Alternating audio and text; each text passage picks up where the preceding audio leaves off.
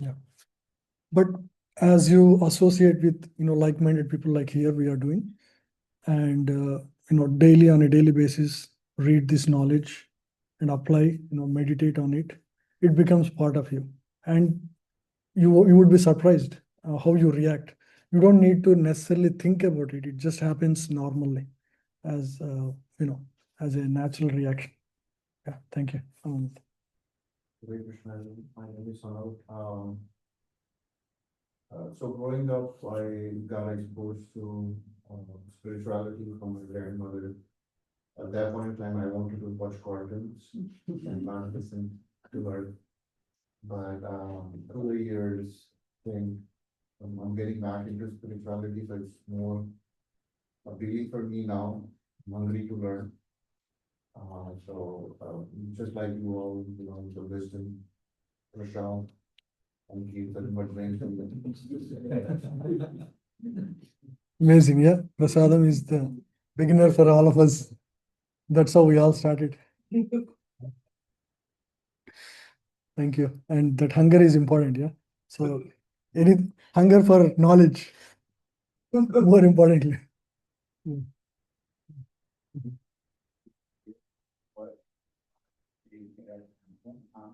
Been associated with Yoga classes here with probably for like 2, 3 years now. Been going regularly to the temple, Seva. My main goal here is to get like more of an in-depth learning because we all tend to read and learn things on that lesson, but those are different perspectives shared by different people.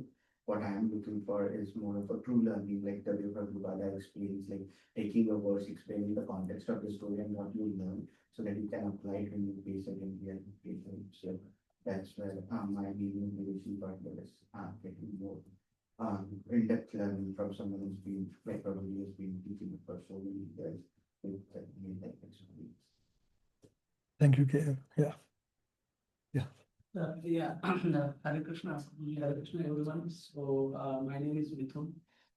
I currently work at XP Group as a software engineer, and I think I'm just gonna keep it a little short.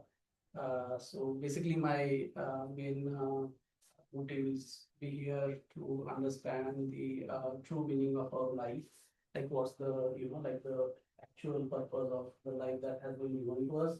And I think if I mean like I have been associated with the Prabhuji and like for these classes also for more than like the 1.5 year I guess Prabhuji. So what I understood is that like where our imagination stops about like trying to get the answers to our question, that's where Bhagavad Gita comes in and kind of give us a push to kind of think beyond the imagination and try to seek answers to some of the very difficult questions that cannot get answered by like Science. let's say yeah by science or all the materials, like whatever it is, right? So yeah, I think that's why I'm here, and I think thanks to Prabhuji, yeah, I mean, I got a lot of like learning and trying to still learn a lot about the Bhagavad Gita because whenever I start reading the Bhagavad Gita, Prabhuji, to be honest, I get lost sometimes.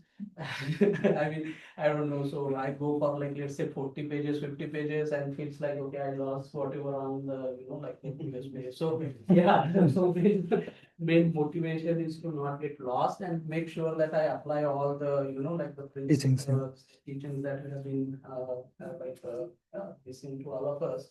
To make sure we apply it in the like our day-to-day life. So I think that's why probably I'm I think very much interested to like join your class again and start the new learning of this specific Bhagavad Gita course. Yeah. Thank you. So this course will be more systematized, systematic. Like we go so there are like 700 verses in Bhagavad Gita. We go sections. Each there are like themes. Like say seven verses is one theme. So like that there are themes. So we go over 1 or 2 themes every week once we start the verses. So in that way we cover all the key themes of Bhagavad Gita, and that way you can relate to it much better with the whole wisdom, right? Yeah. So now we can just start. Thank you. And like Prabhu said, where science ends, spirituality begins. And these cannot be conceived through any material apparatus, right? So these are beyond sensual perception. So that is spirituality is just beyond sensual perception. We all had, being from India, right? We are very fortunate. We had the best roots, right? We have already the spiritual background. We just need to nurture it. For example, all our parents were pious, religious, right? They were waking up early and doing worship, but we didn't have the answers as to why they're doing what they're doing, right? All of that is there, but unfortunately, the culture was like over the last 2 centuries, I would say, it lost. The original Vedic culture was lost because of various subjugations, etc.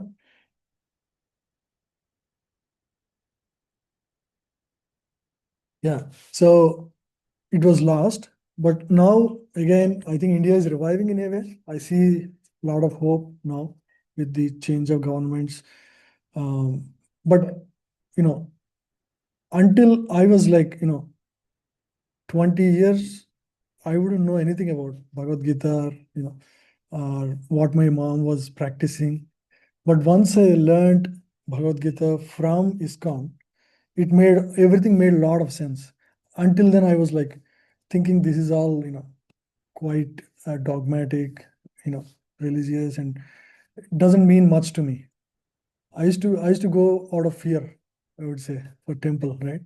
But actually, it made complete sense once we start learning Gita. So Gita made that big impact in my life. Um, yeah, so I started attending chapter-wise classes in IIT. I still remember very fondly, some of the concepts I learned in those areas. They were stunning. When I first learned that I'm an eternal entity, it was just uh, mind-boggling for me. Uh, right? Because we all fear for life, right? Once that concept was so, ingrained, it became light to me, like to face any situation.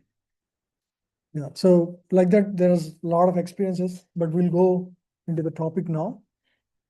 Yeah, so Bhagavad Gita, we will take Srila Prabhupada's version of Bhagavad Gita. It's called Bhagavad Gita as it is. How many of you have the copies of Bhagavad Gita as it is? All as it is, not Bhagavad Gita by somebody else, right? Bhagavad Gita as it is. Yeah, yeah, that's fine. I mean, that's why you are all here now. Yeah. So Bhagavad Gita as it is the most widely read version of Gita in the entire world. It has sold about 50 crore copies across the world. It's not just in India. And Srila Prabhupada, who, when he authored this edition, there were about 800 other editions of Gita.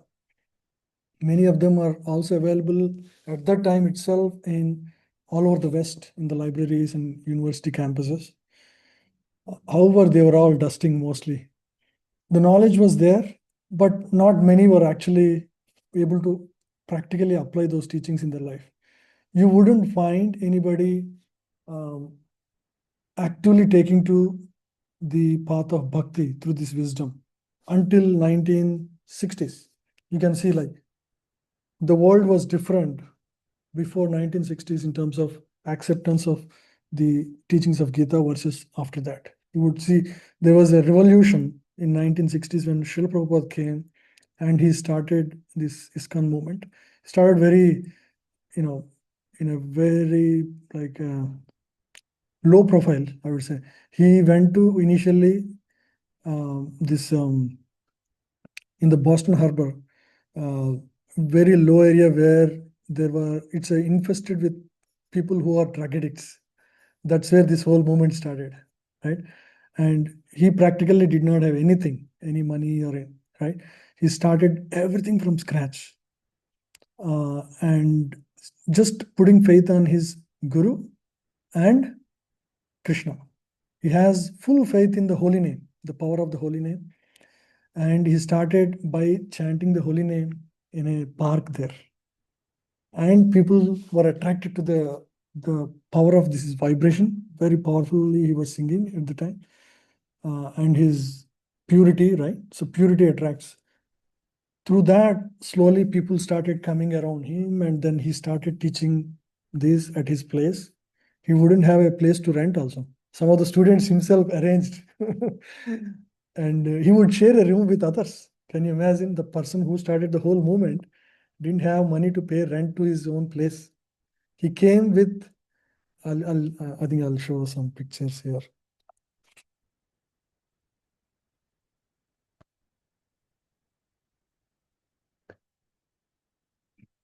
Yeah, you can see here. I'll just quickly glimpse over from his childhood. You would see he was born to a traditional Vaishnava family, Gaur Mohande and Radha Devi. From his very childhood, he has that spirit of devotion, and he performed a Rath Yatra. You see in the first picture there, he performed Rath Yatra at the age of 7 to the local children. He would bring the cart with the deity inside and go around. He would celebrate for multiple days. So he had that spirit of devotion and, in a way, like leadership qualities at that age. And then he was introduced to his spiritual master, Bhakti Siddhanta Saraswati Thakur. And his guru was coming in a line of teachers unbroken from Lord Krishna. So there is a line of teachers continuously flowing until his own spiritual master, Bhakti Siddhanta Saraswati Thakur. But there is no break in the chain and going back to Krishna, right? So that way, the teachings that are coming from there are pristine. There is no change. And the message is received as it is. When the message is received as it is and that is followed, there is transformation. That is the difference between Prabhupada and many other gurus that have been there around that time in the West. They couldn't really transform people here. Here are people, when Prabhupada came in 1960s, 65, 66, he came with nothing, but people completely changed the lifestyle for him. Can you imagine who would change, like in the West, who knows about Krishna? So it must be very scientific and it must have been very transformative. Otherwise, why would anybody follow somebody else's religion coming from a different country? And they saw his own personal conduct, his own purity. And through all of that, they were very impacted and they completely changed their life. So he started a Krishna conscious movement within India in a place called Jhansi. That was his beginning. But after a year, he observed that Indians are more fascinated by the Western world, America especially. And they were still in those ways. They're not really seriously taking the teachings of Gita within India. He thought, maybe let me go to West and preach there. Then anyway, India will follow. And he doesn't have money, and he had to request somebody to get a voyage through, this Jaladuta ship. So he got a voyage through a company. And then finally he landed in Boston Harbor. When he landed, he doesn't know which way to go. And he has no dollars in his pocket, unchangeable, like 10 rupees or something he has in his pocket. That's 40 rupees. Yeah, 40 rupees he has in his pocket. That was his beginnings. And almost for the full first year, Standing inside the office, right? Office of Yeah. the company. even to get the ticket, he didn't get a flight ticket. He just got a Jaladuta ticket, and the voyage was, I don't know, like 40 days, 30 days at least. 35, yeah. Voyage was 35 days. And in that voyage, he had 2 heart attacks. Can you imagine? At the time, Krishna assured, he came in his dream and he actually assured him and made the rest of the journey very smooth after that. So the entire crew was experiencing a very surprising sojourn for that period, the rest of the period, because Lord was personally taking care of this Jaladuta ride. And then finally he landed in Boston Harbor. For first one full year, he had a lot of challenges because there was no one, he has hardly had any place. and people weren't actually, in the beginnings, right? So they weren't actually, there were no followers. But slowly things have picked up. We started chanting and then, doing classes on a daily basis. With that, momentum increased. And next 12 years is like just, he went over like 14 times all over the world. He, encircled like 14 times in those days, like in 70s. Imagine, like it was a very different time. And many people, very famous people, have followed him, like the Ford, the CEO of Ford, and you see here, Beatles, the group, Beatles group, they became his followers in the Britain, right? Like that, almost he single-handedly was able to start about 108 temples in just a span of 10 years. He's ripe old already at the time. He left to the West at the age of 69 and he passed away around 79. So it's hardly 11 years, 11 years. It's historical what has happened in those 10 years. Yeah.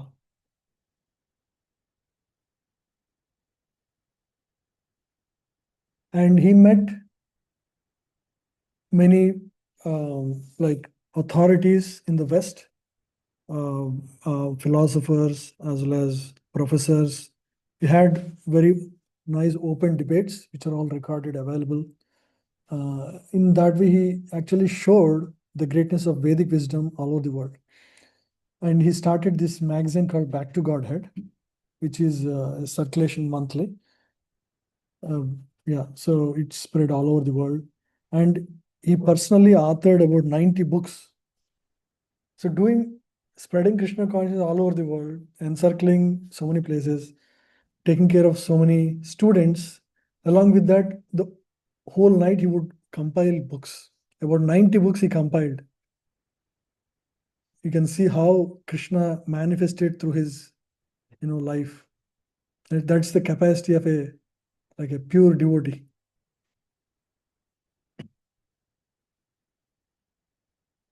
Yeah. So today onwards, from today and next 2 more sessions, we'll focus on introduction. So there is yeah. Mhm.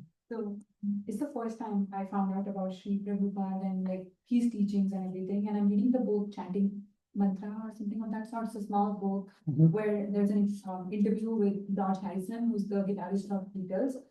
And in that, he says about Prabhupada that whenever you asked him who was he always said, I'm a servant of God. And the fact that he did all of this in his life and he still called himself servant of servant was like really amazing to me because I feel like that is so humbling in itself. Because if you look at today's world, like if anybody were to achieve a small thing, they like brag about it everywhere. But that is what caught my attention in that book. And I feel like that's commendable as to you achieve so much, you do so much, but you never portray any of it and you still call yourself a servant. So just amazing. Yeah, that. thank you for bringing that up. In fact, through many of the teachings, you can see how he is very humble. In fact, he treated that this whole movement that he was able to bring about was all prepared by his own guru. He gave 100% credit to his own teacher, no credit to for himself. And that is the spirit in which we all have to go through. So that's the right spiritual spirit. Without that, we just get puffed up. As soon as you think you are something, the whole thing is lost. And yeah, so he would say, to his students, like, because what has happened in that 11 years was just historical. It's never happened before, never happened after. It's like something like Jesus Christ doing something, in those Genesis days. So it's revolutionary. And he would tell, all of you, the students, right, with his students, he would say, all of you were sent by my guru. And he could have done all of this by himself, but he wanted to give some credit to others, his own students. That's why he, let us do this, but all of you were sent by him. That's how he would. And he always praised his guru. My guru is a line guru. So that spirit is very important, for the so that we always treat ourselves as, always remember that in gratitude. Yeah. Yeah. So to learn Gita, first we need to have the right spirit. That's the beginning, right? Without the right spirit, we may not understand Gita properly, because there are so many understandings of Gita. We will see, like in this itself, discussion itself, we should be very careful to have the right spirit. Otherwise, uh, we will not get the real message of Gita. So that's why today we'll focus on the spirit, the first line, right? The spirit in which the Gita should be approached. And then we'll also discuss the purpose and the content of Gita and the process of understanding. The process is not just an intellectual process. The process is, it's not just intellectual, it's a practice. That's why Bhakti, Prabhupada never translated devotion, no, Bhakti as devotion. Bhakti is devotional service. It has to accompany some service. You have to perform an act of service to Lord through various ways. Like you can be serving here, but actually it is serving Lord, right? So service is important. Service part is important. Without that, this knowledge remains theoretical. We need to engage in some service, right? It could be chanting. Chanting is also service, remembering Lord, right? Or engaging in physical service, like you can be serving in food truck or serving prasadam here, something or the other. You have to engage in service. So the process of understanding involves engagement, active engagement. And what it brings is the result of understanding, right? So the transformation of heart. Just like all these Westerners who were addicted to breaking all the four regulative principles, how are they able to give up, right? So that was possible because of, the practice of devotion service, right? So we all see that kind of change in our own life, right?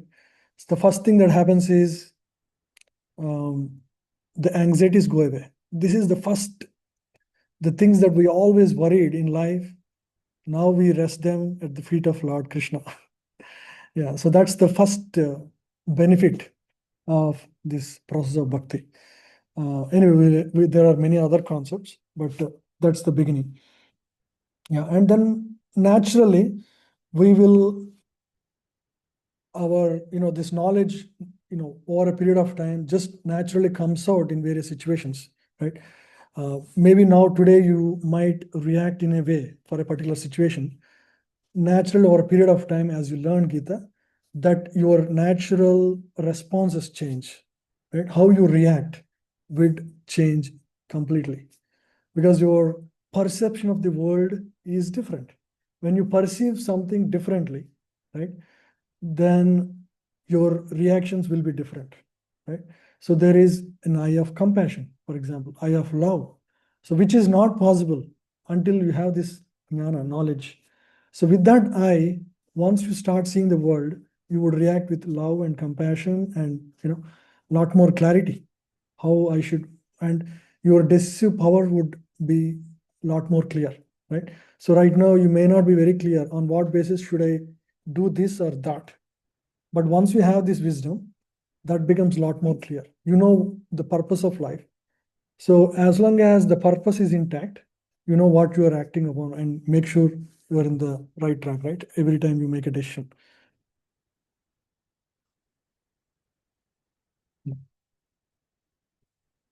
Yeah. It's which one? Yeah, okay.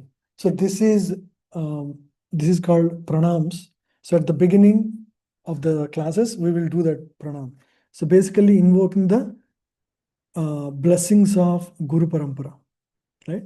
So anytime we study scriptures, we always invoke the blessings of Guru, because through them only we got everything, right? So respectfully take their blessings and then begin the studies. So Nama Om Vishnu Padaya Krishna Prasthaya Bhutale Srimate Bhakti Vedanta Swamine iti namine Namaste Saraswati Deve Gauravani Pracharine Nirvisesha Sunyavadi Paschatya Deshatarine. This is pranam mantra of Bhakti Vedanta Swami or Srila Prabhupada. That's another name. He was titled as Bhakti Vedanta because of his extensive understanding of Vedic scriptures. He was entitled like that by the Vaishnava community at the time. So his name was Bhakti Vedanta Swami. Nama Om Vishnu Padaya Krishna Prasthaya Bhutale, one who is very dear to Lord Krishna. To his lotus feet, we are taking, we are paying our obeisances, and his name is Bhakti Vedanta Swami. Iti namne. Namaste Saraswati Deve Gaurvani Pracharine Nirvisesha Shunyavadi Paschata Destarane. Paschata Destarane is about his, tour over the world to basically help with the Krishna spreading of the Krishna consciousness, right? So that was his Gauravani Pracharane, means the message of Gauranga Mahaprabhu. You all know about Sriman Mahaprabhu, Chaitanya Mahaprabhu, who in the 15th century began this Sankirtana movement, right? He is Lord himself, as you might have heard, not because ISKCON follows him. It is because it is revealed in the revealed scriptures, right? So he took the message of Sri Chaitanya Mahaprabhu and spread all over the world. So this is the first time Vaishnavism was spread like this in the entire world. So that's very prominent. So with that prayer, there are pranam mantras for all the Guru Parampara, like starting from Krishna and then Vyasadeva, Narada. For everybody there is a pranam mantra, but we focus on the immediate acharya, right?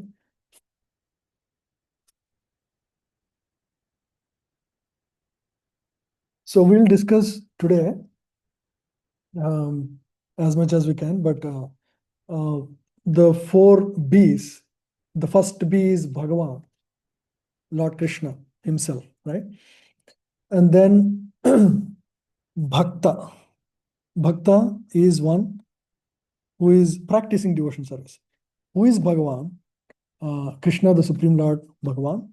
And then Bhakta, the one who is practicing bhakti, like Arjuna, right? Arjuna was the student of Bhagavad Gita, just like we're all students now in Bhagavad Gita. So similarly, Arjuna was the student of Bhagavad Gita. And then the bhakti, third is bhakti. Bhagavan, Bhakta, and the third is bhakti, third B. Bhakti is the process by which one can understand Bhagavad Gita. It's not a theoretical pursuit. It's not just a philosophical study. By that, a lot of colleges have this Bhagavad Gita as a course nowadays in IITs, etc. Just mere theoretical study does not really transform our heart. But bhakti is a devotional service. That's when it actually transforms our life. And the spirit of bhakti, right? So that is Bhagavad Gita. The 4th B is Bhagavad Gita, right? So in which we should study the book Bhagavad Gita. So that is the 4th B. Yeah. So go ahead. How Krishna is the avatar of Vishnu, was Arjuna an avatar of another god, or Oh, Arjuna? Krishna is not an avatar. Krishna is an avatari. He's the source of all avatars. Even though he is treated as one of the incarnation, right? In the Dasavatara Stotra, we hear that he's an incarnation of Lord. But actually, he is also the Adi Purush. He is the original avatar of all the avatars also. So how do we know? It is specifically mentioned in Bhagavatam, 1st canto. Ete chamsa kala pumsho. Krishnastu Bhagavan Swayam. What that means is, there was description of about 20 incarnations just before that verse. Like Rama, Narsimha, Vamana, and like that, all those incarnations were Parshuram, all those incarnations were mentioned. At the end was given the incarnation of Lord Krishna. There it is mentioned, Ete chamsa kalao pumshau. So all these descriptions of various incarnations, they are either kala or amsa. Amsa means a direct expansion, right? Or Kala means an expansion of the expansion. Means from Lord comes his expansions. All the incarnations are expansions of the Lord. From the Lord comes all these expansions. Some of the expansions come from the secondary expansions. Like for example, Mahavishnu, who is the source of all the existence, comes from the Chaturvyuha Vishnu, like Aniruddha, Shankarshan, Pradyumna. So there are four intermediary Vishnu incarnations. But those four are coming from an expansion of Narayana. From Narayana, where is Narayana coming from? He is coming from the Adi Shankarshan. Adi Shankarshan is coming from Baladev. Baladev is coming from Krishna. So he is the first expansion. So in that way, there is a hierarchy of expansions. But Krishna is the original incarnation. Is that clear? Yeah. Yes, I will forget this. Is there a tree somewhere? Yeah, the tree hierarchy is there. Yeah, we'll discuss that. Anything else? Any other questions? But in Yuga, Dwapara Yuga, Krishna only appears, right? Mhm. Before that, there are other. So assumption is like this. So before that, there are all avatars. Then only Krishna came. Hmm. So That's a good question. A lot of people ask this question. So we hear that Lord Krishna appeared in Dwapara Yuga, but you are saying this Krishna is the original incarnation, right? How do we know? Some of the scriptures reveal this. For example, Brahma Samhita. Brahma Samhita is what? Brahma Samhita. Samhita means a prayer. Lord Brahma's prayer. And when did Lord Brahma pray? That Brahma Samhita song, Govinda Madipurusham, song that we all know, that was sung at the beginning of creation. The beginning of creation is like, so we are in the 50th year of Brahma, right? Right now, Brahma is 50 years old. On a specific day, we are right now living.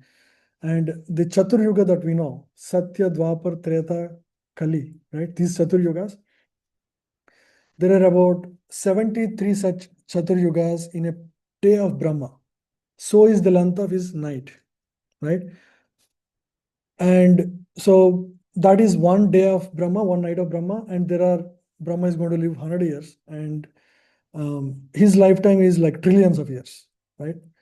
And within the Chatur Yuga, Kali Yuga is the shortest, and that spans about 4,32,000 years. And you can imagine, so Krishna keeps coming so many times. We heard about the current incarnation, but when Lord Brahma was praying for the creative potency, when he was seeking Brahma was in charge of creation. And to do the creation process, you need to understand the mechanics of how to do that, right? So he was in meditation for millennia. And in that meditation, he was revealed how to go about the creation. And at that time, he does this prayer called Brahma Samhita. So in that, he prays to Govinda, who is Lord Krishna himself. Now you can imagine, like, so it was at the beginning of Brahma's life itself. And again, like Lord Brahma is just is the Lord Brahma's lifespan is one breath of Mahavishnu. Goes out and comes in, Brahma is done, and his lifetime itself is trillions of years. So you can imagine our span is like flash. So we are like nothing. This lifespan, the trillion years living now, this is just like a flash. Yeah. You want me to say that all the I'll blunt about it. The usual traditions that things we heard that okay, Vishnu or Narayan is at the top, and then all those other Bhagwan that we take like Ram, Krishna are the avatars, like exactly what he's saying. Because even in Ramayana, we hear that okay, Ramji is avatar of Vishnu, right? And then again the scene goes for Krishna. But now you're seeing no, even before Vishnu, there is Krishna or Lord Govinda, yeah. Govinda, and then comes Vishnu, and then comes. No, Vishnu is a tattva. Vishnu is a tattva, means that we are mundane material, for example, right? Krishna is fully spiritual. So that tattva is called Vishnu tattva. And all these incarnations like Narayana, all these, the incarnations, they're all expansions. They're all one and the same in terms of the qualities. They're like absolute, they're all supreme absolute truths. Okay. Uh, However, there is origin for everything, right? So Krishna is called Purna Avatar. For example, you do any worship in any temple, like Vinayaka or Narsinga, any temple, after the worship is done, do you know what they do? Sarvam Sri Krishna Arpanam. They say that. Go and check anywhere, any puja they do, whether it is Satyanarayana or Ram Navami puja or Durga puja, anything you do, at the end you do that because he is considered the supreme source of everything. Right? Not clear? My question here comes is like, then you don't talk about the Vishnu ji was born on this day and this was his life. Whereas for Ram ji and all the avatars that we have read about, there was a start date and there was end date. I'm not saying end date of their thing, but their time on earth, I would say that. Whereas for Vishnu ji, you don't talk about that because then you say that, oh, Vishnu ji is not on this earth, he lives somewhere else, but all these avatars he took to come to the earth and do whatever he did. Right? So that's my point. Or maybe it's just my lack of knowledge of other books that or the Scriptures. Scriptures you talk about. In that they have said that no. Even before then there was Govinda and everything. So maybe that is the lack of knowledge. Yeah. So incarnations, they are eternal, just like sun, right? Sun rises every day. But sun always exists. From our side, we don't see it. So similarly, the Lord exists eternally in Vaikuntha, spiritual planets. And he comes, once in a while, whenever there is necessity. Just like the president of the country sometimes visits the jail, right? The material realm is more or less like a jail. The spiritual realm is where the real happenings are. This is like a shadow reality. That's the original reality, right? So there is dual experiences here. Like you have both happiness and suffering. But there in the spiritual realm, it's all Anandambudhi Vardhanam Pratipadam Purnamrita Swadanam. Every minute is eternal bliss there, right? So at our core, we can experience that even in this world, but we don't because of the physical coverings that we have. We don't experience that. But so that there is no beginning or end to the Supreme Lord. He comes, we celebrate out of great happiness that Lord, out of his causeless mercy, had come here to show his valorous pastimes and attract our hearts. So that's the reason we celebrate. But otherwise, for Lord in the spiritual world, I hear that birthdays are a special celebration in the middle world because they don't exist in the spiritual world because Lord is eternal there, right? So all these incarnations exist eternally there in the spiritual realm, like Vaikuntha planets. And specifically Sri Krishna's planets is called Golok Vrindavan. There, the eternal Lord exists there. But he comes here to the material realm for the remaining souls who are still around here. Right? It's only the quarter percentage that is here still.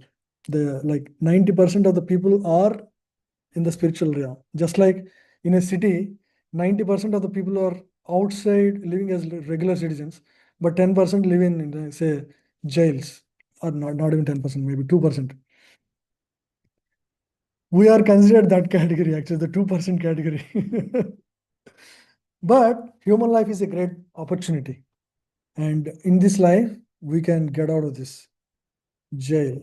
So that's called liberation. Liberation means, or self-realization means, to get out, understand the purpose of life and get out of this jail, the material realm where there is repeated birth and death. Yeah, you have a question? No, okay, sorry. So when you're describing Brahma's lifespan, you said one day is one breath of Mahavishnu. Oh no, 1 year. one lifetime of Brahma. One lifetime The is- whole Brahma's beginning and ending is in the breath of one Lord breath. Mahavishnu. So why do we say one breath of Mahavishnu? Or is there like a lifespan to Mahavishnu? There is no Or lifespan. is there? It's just a consideration. Or like, why not one breath of Krishna? Is the No, don't take that literally. So that what that means is it's a cycle that repeats all the time. So Brahma and his material creation and all of this, the whole material expansion, that's in a cycle of, infinite repetitions. Okay, let's move on. Anything else? Okay. Yeah.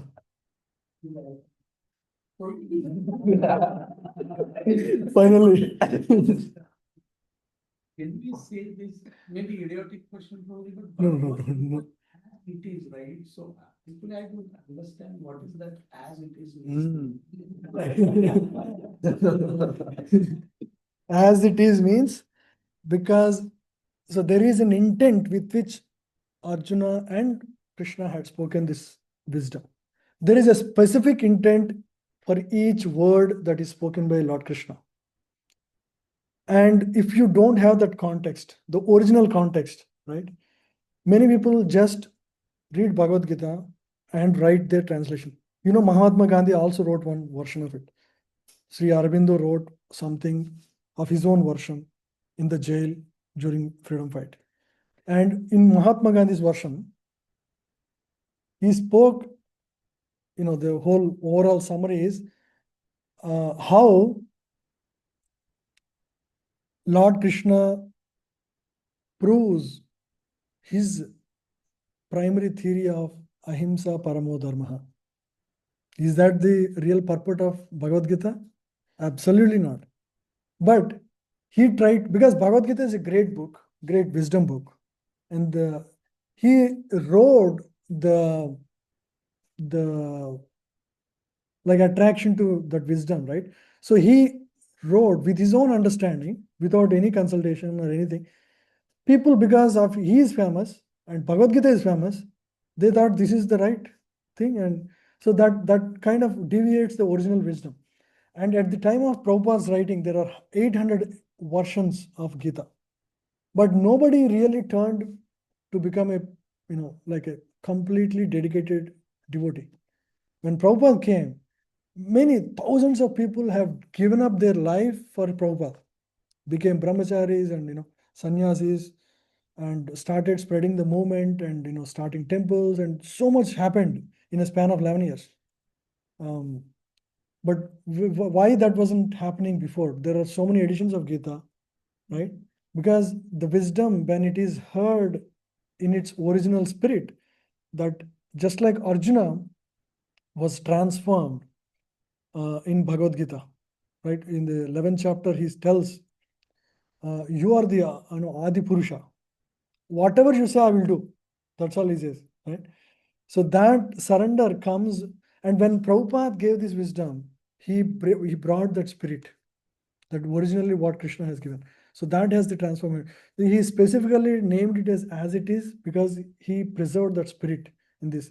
And the idea is that when you study this, with the right understanding, then you actually transform your heart, just like Arjuna did. Make sense? Yeah. One more question. Not a very long question, it's about the Brahma's lifespan. So here that's 100 years, and we also know that lifespan on Earth currently average is 100 years. So how do you understand like Brahma's one day is trillions of years on Earth? Like, is their experience there similar to us on Earth? Like, or is it like a very long duration of the day? I keep like getting this in my mind. Yeah, I mean, the time when we study Bhagavatam, we will understand this concept better. Time is a very relative concept.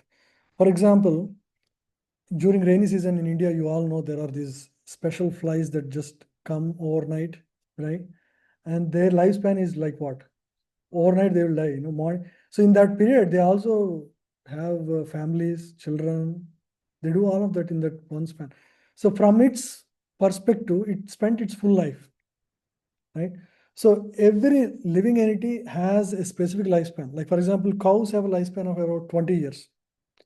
And in the second year itself, they'll start having children, right?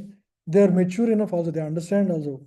lot mature than a 2-year-old child. Right? They mature fast, they grow fast, they bore children. So every body's lifespan is defined based on the body. And the living entities in Swargaloka, their day is 6 months on earth. So it means that they have daylight for 6 months. The experience is different. Like if you go to a different planet within this, the 9 planets that we know, like Kuja and Sukra, and in every planet, these are actually grahas. They're not really the planetary systems that we speak in scriptures. Grahas are a different concept. We can discuss at some point, but the time span is different. The daytime is different. Everything is different there in each of these places. And Swargaloka, for example, so that's why like there is a time from Sankranti. That's when it's called Uttarayan, right? So from that time for 6 months there are all these festivals, right? Why festivals are celebrated mainly in that period? Because that is the time of devatas. They are awake. The rest of the period they're sleeping. So the Pitru Paksha also comes now. Right now it's going to start now. Because these living entities are awake, they will accept our offerings at this time when you make these offerings through various festivals. So like that, basically in Swargaloka, the general lifespan is at least 10,000 years, right? Again, within this yuga cycles also lifespans are different. Kali Yuga is the shortest. Here, towards the end of Kali Yuga, 40 years means you are very old. Now at least 100 years. Oh, I'm already crossing that. Yeah. Huh? Now it is up to 80 also. Now people can live in. But yeah, over a period of time, Kali Yuga is just in the beginning stages. And up to 10,000 years is called golden age. It's called Sandhi period. And this is the period when there is profuse, great spread of religion. Sandhis are always great periods of spiritual expansion. Same like Dwapar Yuga, Kali Yuga is the current Sandhi. Before also the previous Sandhis are also great. Yeah, you asking something? All right, yeah. So Sandhi periods are great. So this Krishna conscious movement would spread like this for next at least 9,800 years or 500 years. Started about 500 years ago. So there's going to be great spread of this wisdom. And this is the best period in which to get liberation, get out of this place, right? We should make use of this human body because it's only in this human body we can aspire for this self-realization, right? Yeah. Anyway. One quick question. So you say for the next 9,500 years there'll be lots of spread of religion. How do we interpret that in like the current day world? Like it just seems like people are getting less and less interested in spirituality, and people are just more focused on like self growth, or how can I get greed, right? Yep. How do we? Because that's the influence of Kali Yuga. But whatever is, there is opportunity for this spiritual growth, because especially Kali Yuga is a great time to get liberation through the easiest process. Other times, other yugas, the process are a lot more difficult. We have to spend like 60,000 years in meditation like that. But in this case, the process is the easiest. The wise will take to this process. That's what is mentioned in Bhagavatam. The wise will take to this Sankirtan process. So that Sankirtan is the process that we are taking to right now. Yeah, whoever takes, it's always less. Manushyanam sahasreshu. Out of thousands of people, one will take to spiritual process really. So each of you multiply by 1,000, right? So that's the strength of Seattle, maybe, right? So very few people will really take to spiritual process seriously. Yeah. That's the reality of material world, right? So the quantity will still be low, but like. Quantity will be it'll still low, a lot easier, yeah. After 10,000 years, there is no hope. That's the thing. There is no Bhagavad Gita classes in UW or things like that. There is no discussion or anything, people will be very notorious at the time. But this is the period, even though Kali Yuga, still there is opportunity to practice bhakti in this time. That itself is great, right? Who of you have imagined that you would come to America and learn Gita, eat prasadam and talk to devotees, participate in kirtan? None of you would have imagined, but that's what is happening. So that is the, opportunity we have in Kali Yuga. Things are easy. You can easily spoil your life, right? Just with a click of a button, you can watch the worst fights, or waste your time in the worst ways, right? You can gamble life, you can do any nonsense with a click. But at the same time, you have the great opportunity by following a very simple process, you can achieve the highest perfection also. Both are easy. Like if you go back, few hundred years, few decades itself, even to get this wisdom, the books are not available. We have printing press, printed copies. Online, you go just within 1 second, you can open Bhagavatam, right? And just 100 years ago, Bhaktivinoda Thakur spent about like a decade to get the copy of Chaitanya Charitamrita. 10 years he spent to get a copy. Things have become so easy, but you have to be intelligent to not spoil your life, because it's so easy to also distract from the reality of life, right? When in this timeline does Kalki Avatar come? Kalki Avatar comes towards the end to punish at the 4,32,000 years span. So, yeah, long time. Yeah. Like we see in the earthly planet there are 4 rivers and the cycle goes on. So does the influence of Kali Yuga on the other planets, like Swarga and they also have this variations of time. Oh, it's not discussed in any books that I know, but it's like these Swarga Yuga, they're like luxury hotels, right? You go and enjoy and come back. Yeah, it's like expansion, right? There is no this planetary systems. These are karma bhumis, where you gain your karma to enjoy in higher planets. But Khine punye mrichuloka vishanti. So once you expand all your positive credits, what happens? It's not like from there you go back to Krishna. You what you have to come back to this world. That's why you should not even aspire to go to Swargaloka by following any practices given in Vedas. Vedas is full of these descriptions, by the way.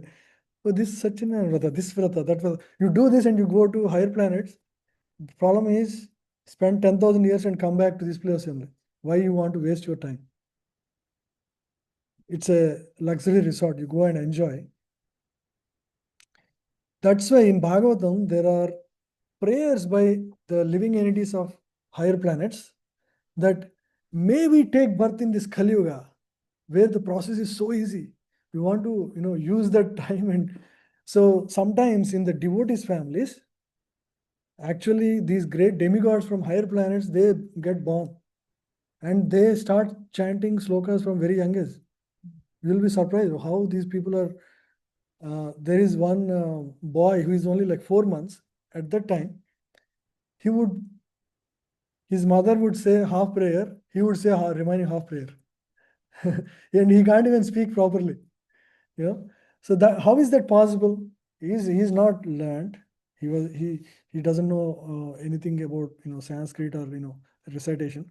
But just by his previous life credits, he was able to remember, right? So like that, this is a great time. That's what the whole point is all about. Yeah, Krishna is the supreme Bhagwan. Vishnu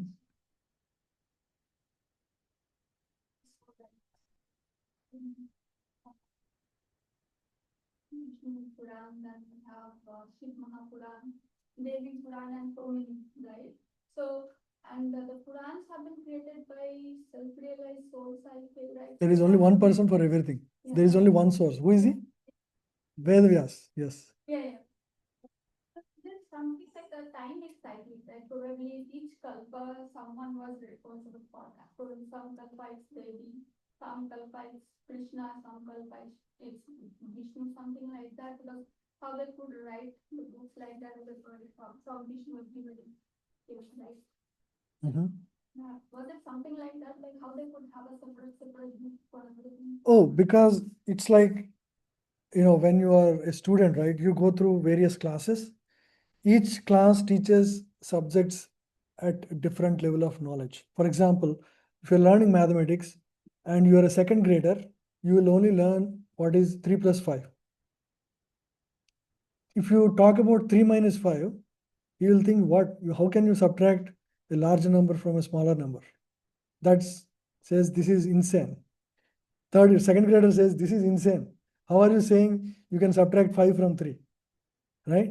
But when he comes to 5th grade, it makes sense to him. Right? Oh, you can subtract. And then you come to 9th class, suddenly there is imaginary numbers. 3 plus 5i. Where is this imaginary? Who knows about it? Right? But then you accept. Once wisdom grows, so like that, the wisdom scriptures are layered according to the level of consciousness of the student. Right? So there are 3 levels of scriptures. One is tamasa scriptures, there are rajasic scriptures, and there are sattvic scriptures. Right? So some of these fall in the 18 Puranas, they fall in these 3 categories. Markandeya Purana is in the tamasic. So like that there are, and each of them, based on where your consciousness is, it takes you from that level to the next level. For example, the wisdom of Srimad Bhagavatam is in the Sattvic Puranas, and of the Sattvic, it's transcendental, means higher than Sattvic, it's called Suddha Shatta. The descriptions in this will take you from Sattva to Suddha Sattva, or transcendental. So all these are given, the various wisdom books are there so that to cater to various levels of students. It's not because, in this kalpa, Devi will be the supreme. No, there is only one supreme. There is only one supreme all the time, for all time to come. Yeah. Brahma Samhita, spoken at the beginning, talks about the position of Durga, Vishnu, Shambhu, all of that. So there it is mentioned, the purpose of each of these incarnations. Shambhu, for example, he raises one from mode of ignorance to the higher level, right? So that's why the processes and all will be a little more, in that consciousness level, right? So Vishnu is more sattvic. Those who follow regulative principles, practice the traditions of, sattvic vidya. Make sense? Any other questions? A lot about this, but again, I'm still confused. Mhm. It must be wrong. Sorry about that. No But is problem. Krishna not Vishnu and is not Vishnu Krishna? Is it not, like, are they not same or? They are same. Then why do we step on that Vishnu is not Bhagwan? Like Yeah. supreme? It depends on what qualities a particular incarnation exhibits. That's what differentiates these various incarnations or avatars. So Vishnu, it's like the description given in Brahma Samhita about all of this, right? So there is a description of various incarnations also. It is mentioned that there is one original lamp and there are many other lamps that were lit by the original lamp. In terms of its potency and power, everything looks the same because it's one and the same. There is only one supreme, but he comes to teach various aspects in various incarnations. Lord Rama, he comes to teach how to lead a very gentle life, live like a gentleman, right? He's called Maryada Purushottam. right? So how to take care of family, how to take care of kingdom, how to be a good son to a father. So he taught many things, right? So the self same supreme, the original Krishna or Govinda, is exhibiting so many qualities in that. But when it comes to Krishna, you see he did so many things different, much more than many other incarnations. There are certain potencies each incarnation exhibits. It just it's it's in the end it's all one source.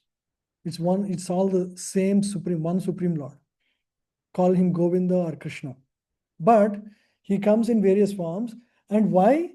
Because there are certain devotees that are attracted to specific forms. Like Hanuman, he would not be attracted to Krishna. No matter what, he just goes after Rama only. Right? So that is his spirit.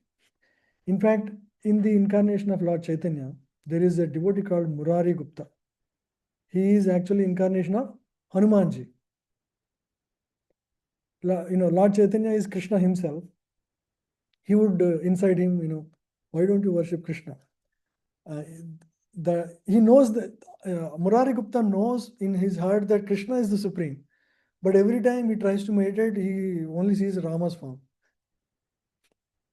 So like that, and then he tries to suicide. See, Lord himself is telling me to worship, but I'm not able to, so I'll have to suicide. I'm not able to follow Lord's instruction. Immediately, Lord knows everything, so he immediately comes. Oh, don't give me that knife. He'll take away and then tell, I know you are. And he shows the form of Lord Rama to him.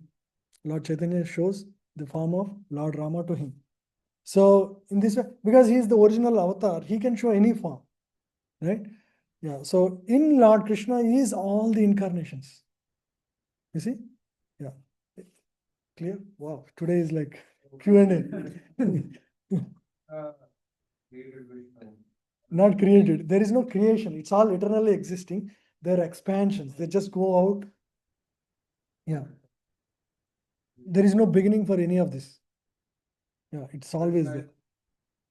Then himself as a version and Dwapara as Krishna. Original Krishna. Yes. So when he came in Dwapara Yuga, that form is an exhibition of Purna Avatar. Let's put it that way. And his name at that particular incarnation is Krishna. Krishna, the word Krishna means what? All attractive. Yes. Because, yeah, go ahead. Vishnu is the tattva. The tattva, the spiritual body tattva of Lord Krishna is Vishnu. We can call him a Vishnu incarnation also. Ultimately, it's all one and the same, right? It's not like different things. But when he exhibited all his qualities, that avatar is called Krishna avatar. That's the only difference. Personally, many people, even among devotees, there are many who are great devotees of Lord Ram. They follow Krishna consciousness, but their heart is after Krishna. Rama. Nothing wrong. It's not like we all have to march towards only Krishna. It's not like it's personal attraction, right? Ultimately, we learn the qualities of Krishna, and if that's what attracts your heart. So it all ultimately these various forms, they invoke our devotion based on our attraction, right? So nothing wrong if there is nothing lesser, more. Okay. So when you say Vishnu doesn't exhibit all the qualities of Krishna, so is it that specific rasas are experienced in relationship with Vishnu, like Shani Rasa, not really Vatsalya, not really rasa? Is that what you? Yeah, that also is there. Yeah. So there are 5 rasas.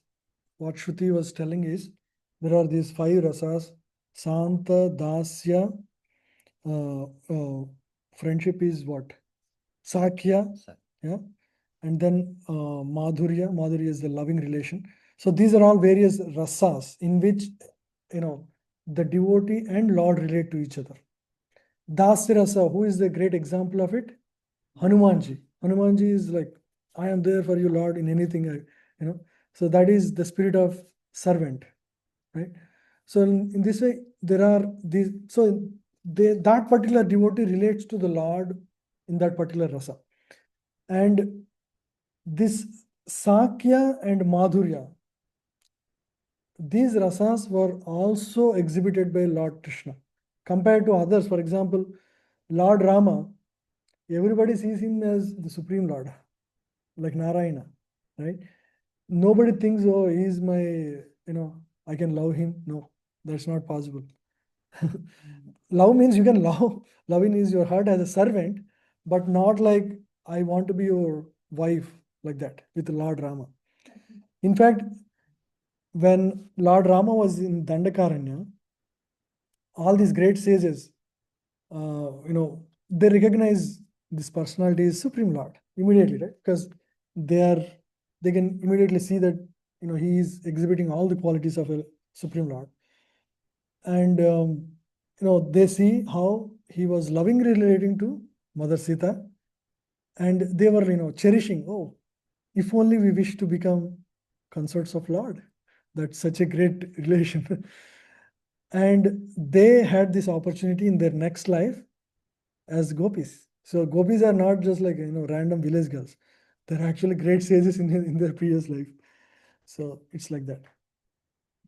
So Vishnu never appears in the material world. He's just who like runs the universe, right? But Yeah. Krishna like Yeah. comes to the material.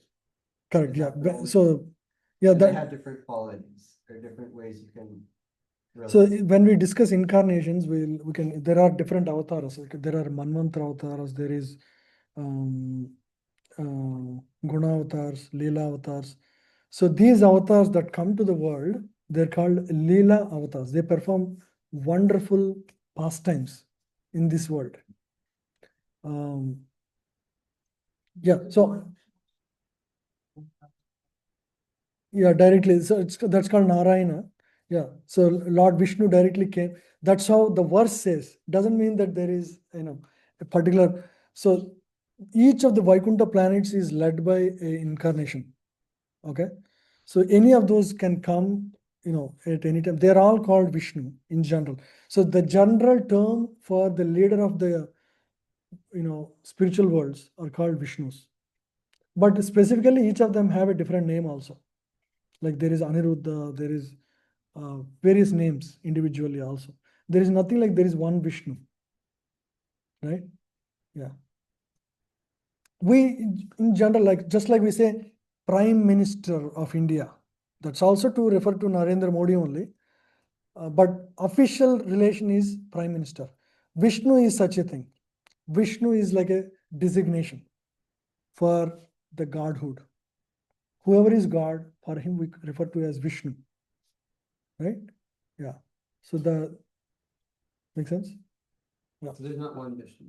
No, there are like, there is one source, but to relate to various devotees, he expands into various Vishnu lokas, right? So he's in several planets. There is no limit. So it's mentioned that the incarnations are unlimited. It's not just the 10 incarnations that we read in, the slokas, right? Yeah. But I am not here.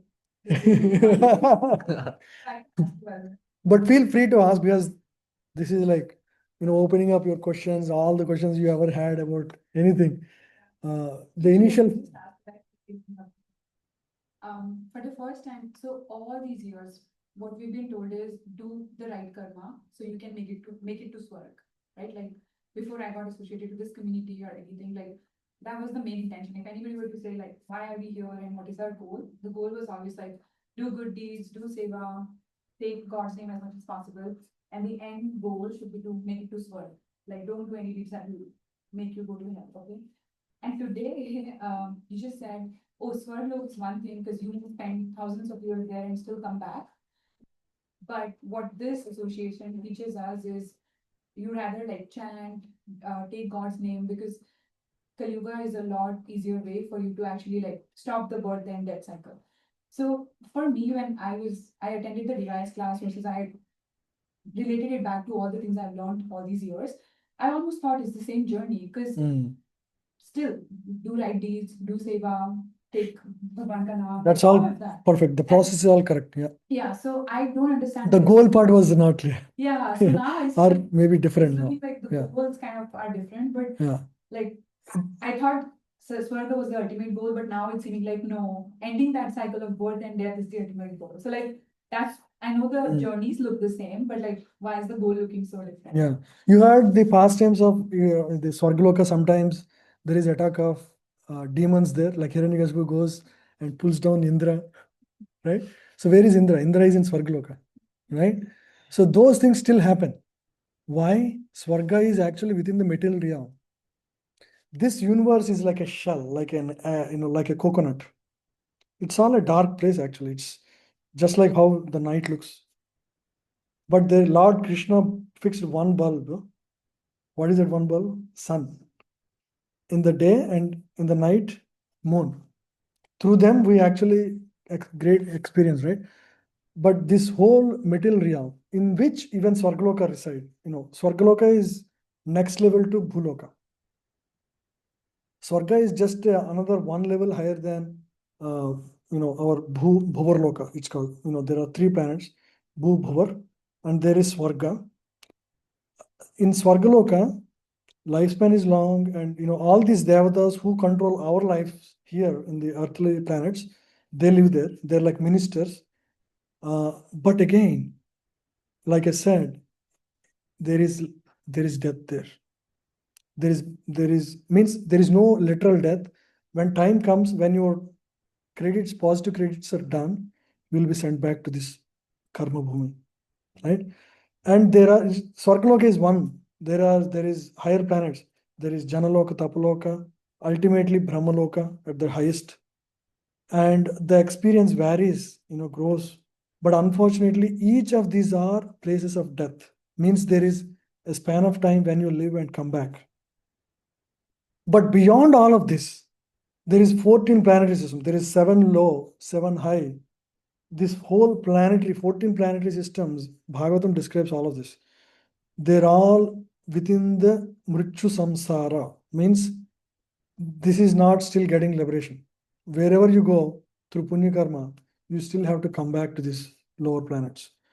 But through chanting of the holy name, through practicing four-legged principle all your life, you have the opportunity to get out this shell itself. This shell itself is an encumberment. It's just a place for a short. It's still a case. Swargaloka is like a golden case. Bhuloka is like iron case. It's like sometimes ministers get even bed and fan in the jail. That is Swargaloka. Huh? The last one's freedom. Last ones? It's freedom, like no cage. Yeah, the spiritual world is no case. Vaikuntha is the destination we should aspire for. Where every word you speak is a song. That's how it is mentioned. There is nothing like you work, there is no job, software job. That's one thing you should aspire for. You don't need to code.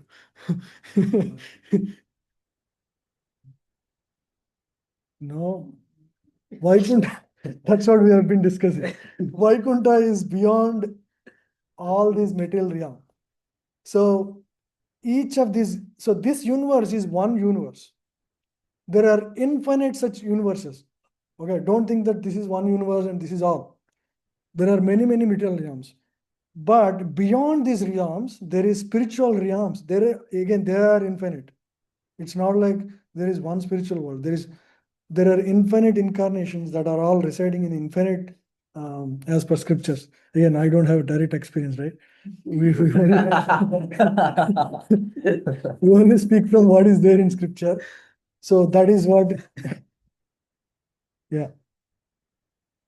So our goal is to get out of these 14 planetary systems. It's not to go to Swargaloka. Okay? Yeah. Because who go to Swargaloka? Pious people who still have the desire to enjoy. Right? They think that this material world is still enjoyable. Until you get the realization that, hey, no, not this. In the service of God, do I really enjoy? My heart is there, really, not here. If you still think that, oh, I can still go to this place and enjoy, then you'll be here only. Even though you do all good karma, everything is good. But again, like we don't want to force ourselves, no, this is all bad. I have to, no, don't change anything right now. It gradually happens. It's a natural transition. Chanting and kirtan and japa, because everything else is the same. Like even Divya starters, like do good deeds, do seva, everything. Yes. So what really is just different from what you're aiming for sword versus when you're aiming for the birth and death cycle is chanting of the Lord. Yeah. Yeah. So that's the correct. Yeah. When you chant, what happens is your heart is purified of all the unwanted things. Right? Yeah. So most people chant various things, to get most of the people, even though they do all of this, without this understanding of Gita wisdom, they're actually after temporary things.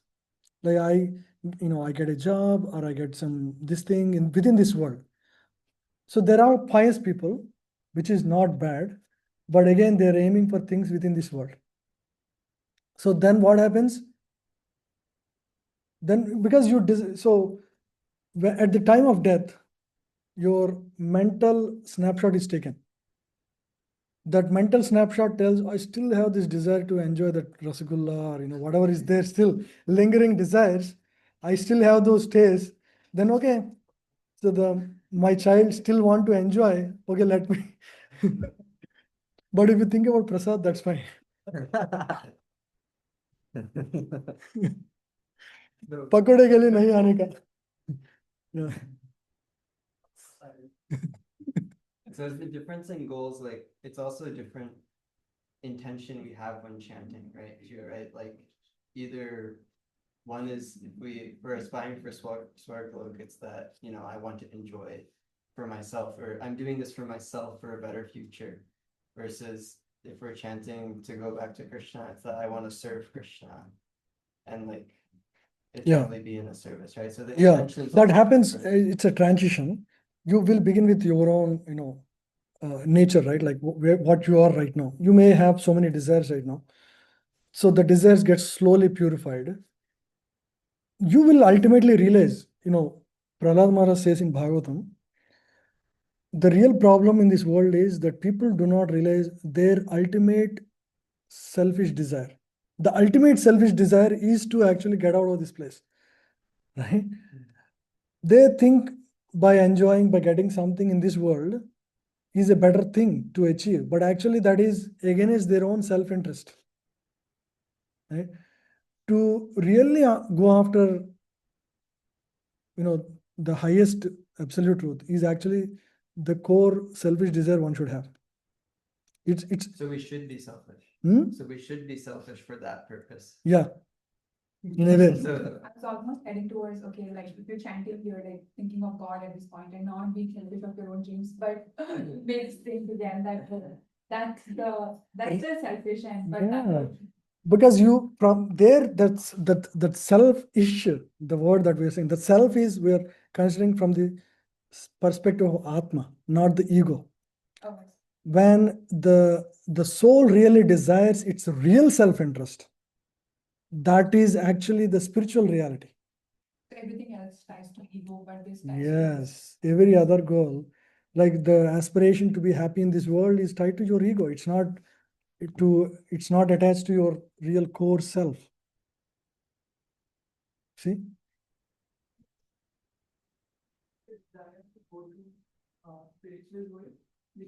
Chanting purifies your heart of Anwar Das.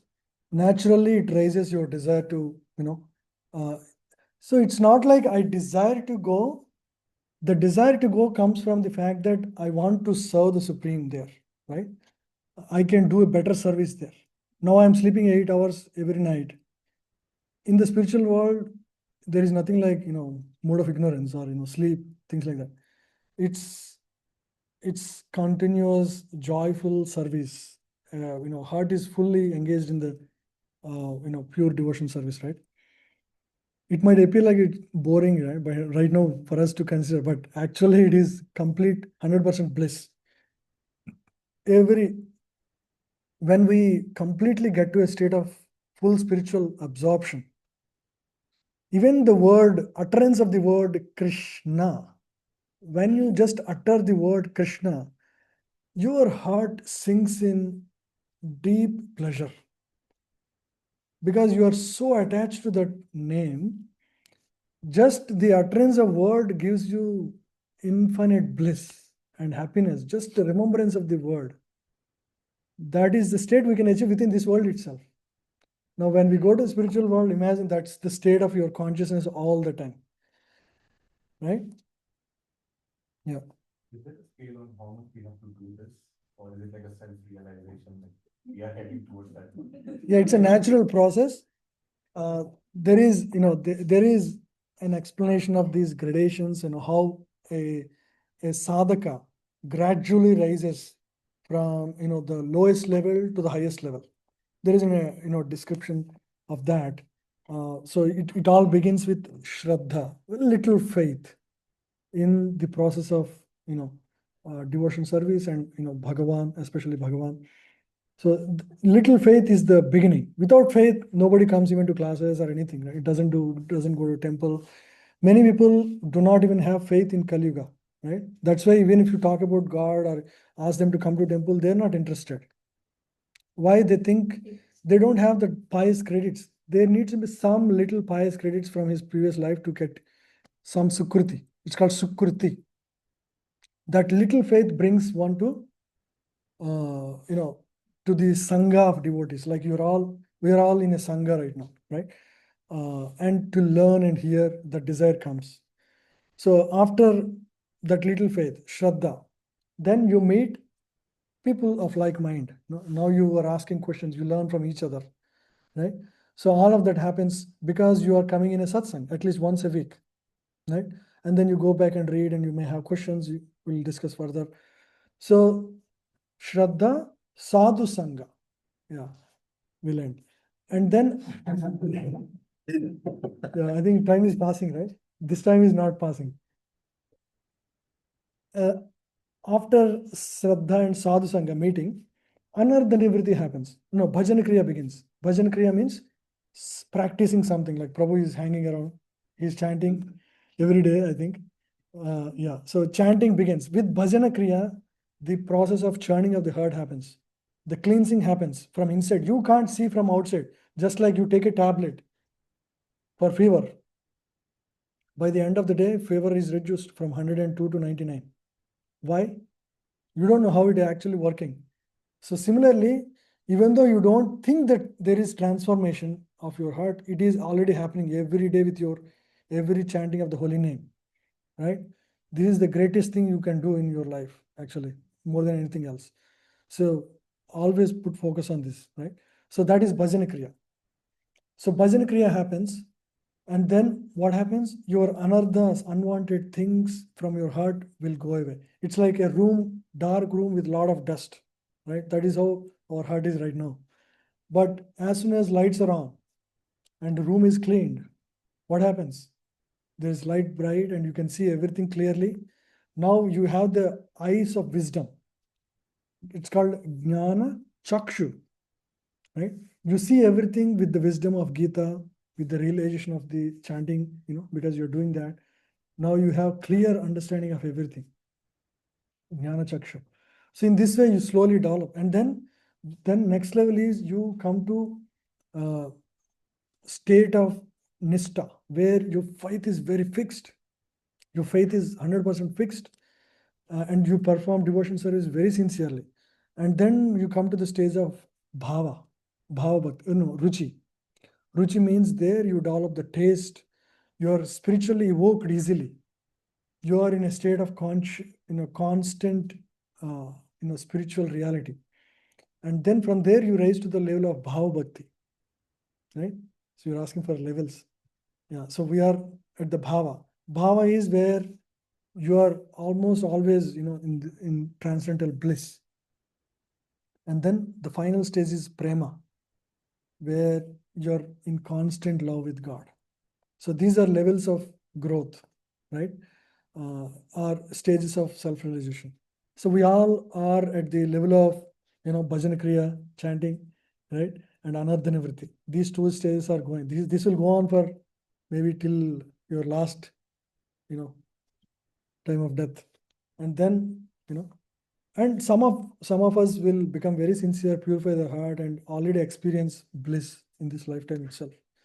Maybe by 40, 50 years.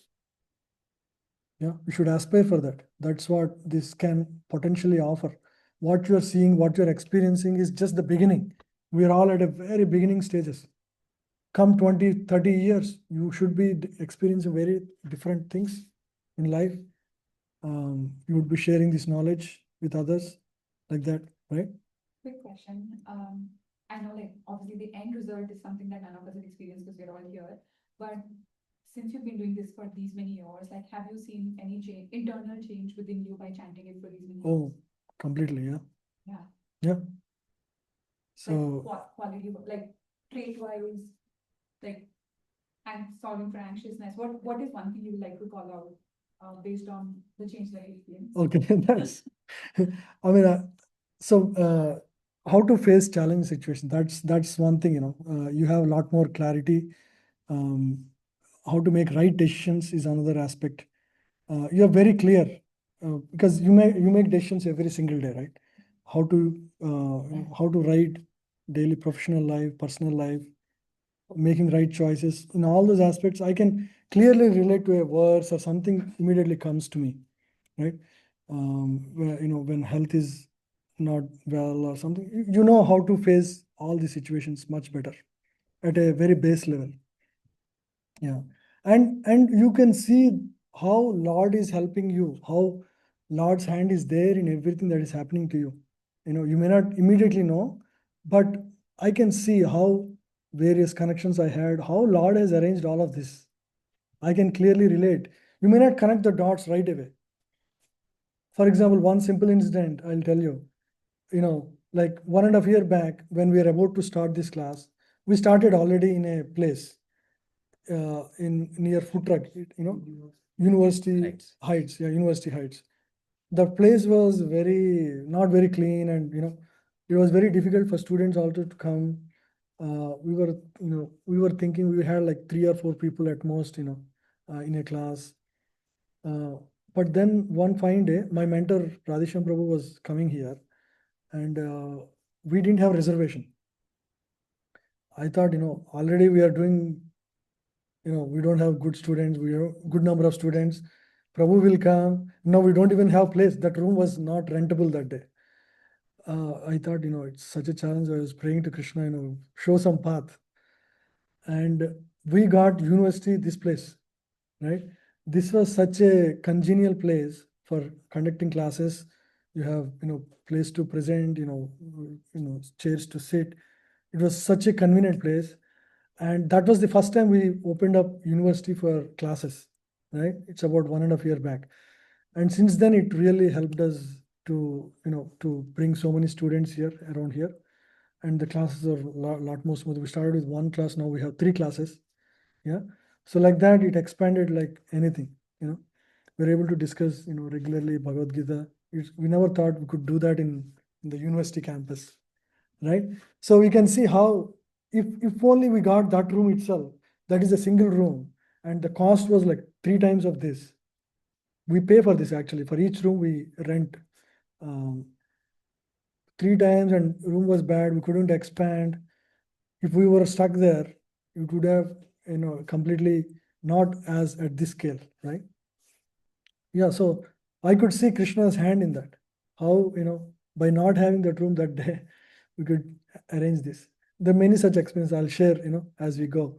I have very personal experiences also. Some of them I'll be able to share. Yeah. So I think we are already late and covered the couple of slides. Hope we'll be speeding up next week onwards. But very interesting batch, very interesting students, I want you to keep this spirit, and we'll make progress together. Okay? Yeah. Thank you very much. Hare Krishna. Yeah, let's start Prasad. Hare Krishna, Namrata. We'll end the call here. Hare Krishna, thank you. Hare Hare Krishna. Good. Farm today?